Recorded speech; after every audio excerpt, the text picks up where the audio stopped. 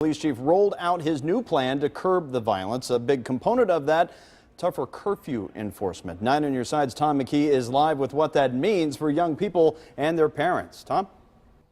Well, some of the goals of this summer safety initiative are to reduce shootings by 5%, reduce violent crime by 10%. Now, to do that, there are going to be more officers on the street, more officers walking beats. Plus, curfew violators are going to be targeted a little bit more to keep themselves safe. Parents like Chuck Johnson and Sarah Meyer are with their children most of the time.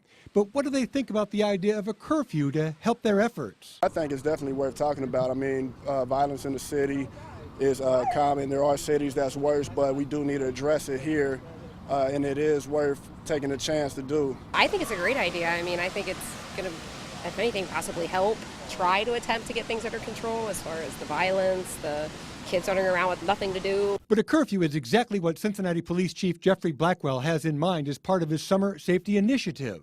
All kids 15 or under, the curfew is 10 p.m. For 16 and 17-year-old kids, the curfew is midnight. It will be strictly enforced. But Chief Jeffrey Blackwell says that won't be overly aggressive. But we're not going to criminalize young people for adolescent behavior. Instead, they'll be taken to a curfew drop-off center to keep them safe while they wait for their parents. One is at the Church of the Living God in Avondale.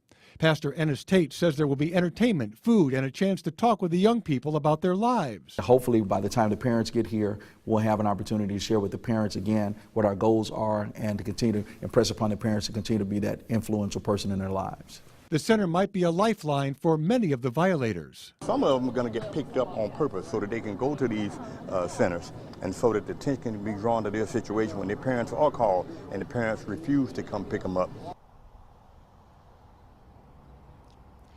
Children whose parents do not pick them up could and wind up spending the night in juvenile detention. Tom McKee, 9 on your side, live in the West End.